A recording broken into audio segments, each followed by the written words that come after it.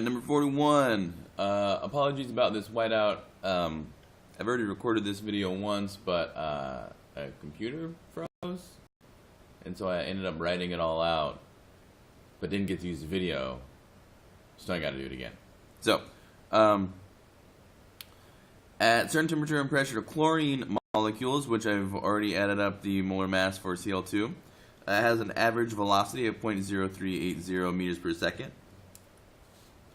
I'm just pointing out that that's 3 sig figs, right? That might be useful later, just to make sure I have the correct number of sig figs.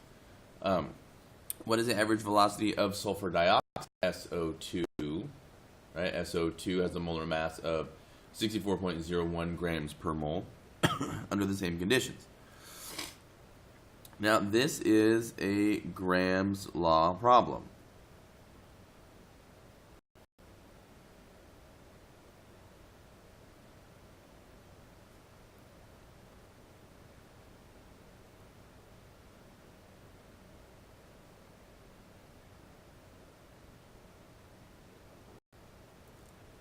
All right, we're going to start this in the exact same way.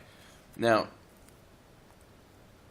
one of the things that I'm a really, really big fan of in terms of making fewer silly mistakes as you go through an assessment is to rearrange your equation, the equation that you're going to use, before you plug in the numbers, instead of plugging in the numbers and then rearranging numbers, because let's face it, we've all copied down numbers incorrectly into their spots. And so since I'm going to be solving for the average velocity of sulfur dioxide, I'm going to get sulfur dioxide all by itself. All right, I'm going to solve for that bad boy right there. And if you're wondering, how do I know which one of these gases to put on top? I don't know. And it doesn't matter which one is on top. I could have put Cl2 on the top and then still rearrange to solve for a rate of SO2, and it would come out to be the same. Because I would end up having to flip these two molar mass, so the inversion would be complete.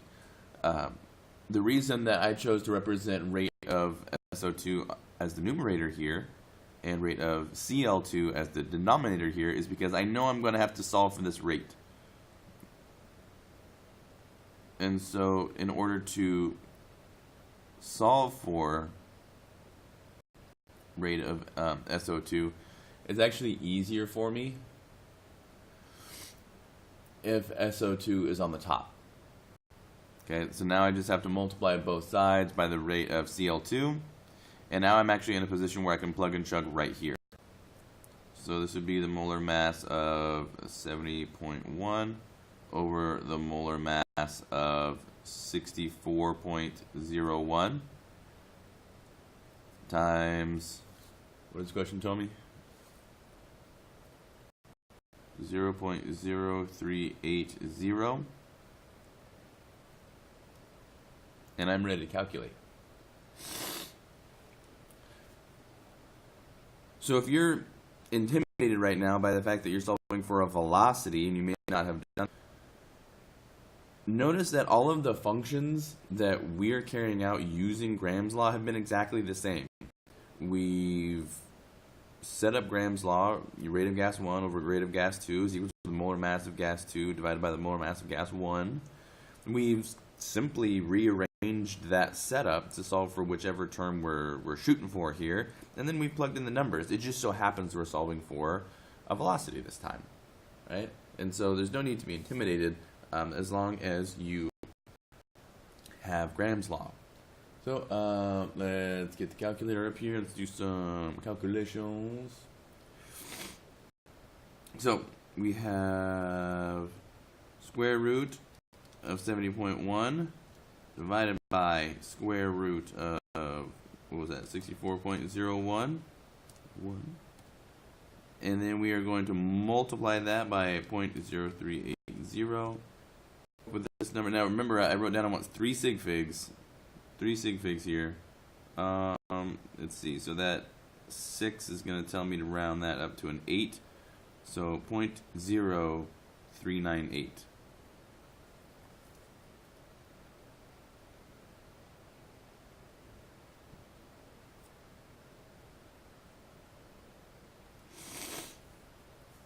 Now, let's see if this makes sense. We just calculated the rate of SO2. Okay? We know the rate, the velocity of Cl2. Let's ask ourselves, do these numbers make sense? We know, because of, like the kinetic molecular theory of gases, that the more massive molecule is going to move slower than the lighter molecule. So here, which molecule is lighter? SO2. Therefore, because it's lighter, we should see that it will have a larger velocity. And in fact, do we see that it has a larger velocity? Yeah. Not by a whole bunch, but it is faster because it's not a whole bunch heavier. And so this makes sense.